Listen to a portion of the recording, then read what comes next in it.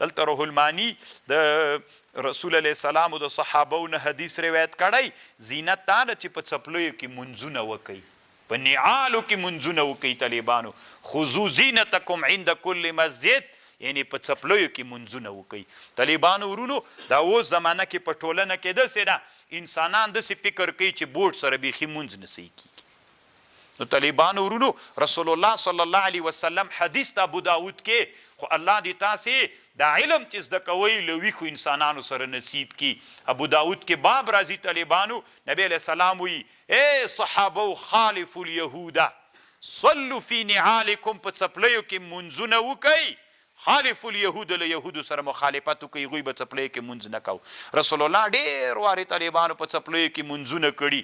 تاسو به ډېر د مولایانو نه اورېدلي، یو ورځ رسول الله په جمع ولاړو څپلۍ پښو وې چې مانځه کې څپلۍ ویستلې، صحابه هم ویستلې چې مونځ سلام یې وګرځاو. نبی علیه السلام صحابه ته ویلې ولې مو څپلۍ ویستې؟ خو تا ویستلې. نو وایي ما خو د ضرورت په خاطر جبریل علیه السلام راغی چې نجاست ته په دې په خاطر باندې. نو طالبانو ورونو څپلیو سره لمونځ کول خو ګوري طالبانو یو ټکي تم فکر وي، هغې د رسول الله څپلۍ چې وه طالبانو ملسنه وه، زبه یې درلودله. دی موږ او د تاسې څپلیګانې څه دي؟ دلته داسې هغه زبه غوندې لري، دلته مخصره وه.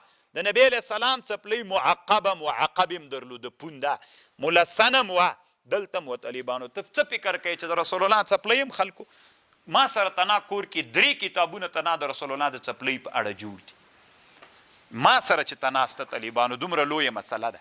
رسول صلی الله علیه وسلم څپلۍ لسان و زبه درلودله. خو طالبانو ورونو د موږ د احناف علما وایي صحیح راجح رایه دا ده چې دواړو پښو دا سرونه په مځکه باندې کېښودل دا واجب دي. راجح رایه دا ده. نو کله بعضې داسې کلکې څپلۍ وي دا زبې یې داسې کلکه وي او چې کله ته سجده پې وکړې هغه چېرته نه رسیږي، ځکه باندې نه لګېږي. نو چې نه سو طالبانو پښې څوک پاتې سوې؟ جګې پاتې واجب پاتې سو. طالبانو د رسول الله څپلۍ چې وه ملسنه وه خو هغه نرمه وه. طالبانو نرمه وه چې هغه کېږدي څنګه کېږي، خو د چرمو دغه شیانو نه جوړې وې نرم چرمونه. اوس خو داسې کلک پلاستیک وي، خصوصا د عربي چپلاقې چې وي، یو دا پلاستیکي چپلاقې چې وي دې باندې کوي منځ وکړي چپلاقو سره طالبانو چې پاکې وي هېڅ پروا نه کوي. هسې به یوه خبر درته وکړم طالبانو، علم ده